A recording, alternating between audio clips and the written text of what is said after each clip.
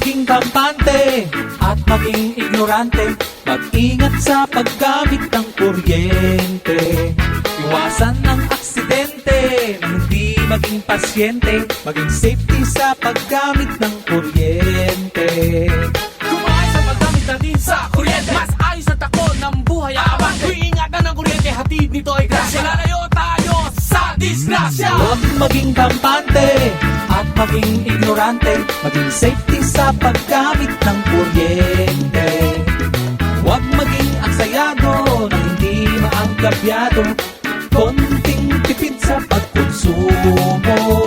Basta paggamit ng kuryente ating alamin. Tulong sa pagulad sa buhay ating aanin. Ating iwasang pakabit kuryenteng iligal. Huwag pasaway pagkat ito'y gawaing kriminal.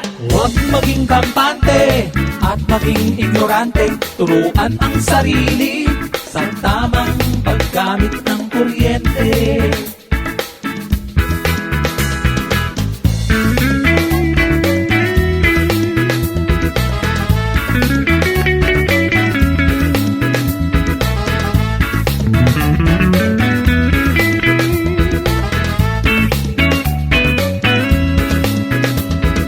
Laging ingatan kuryente at elektrisidad.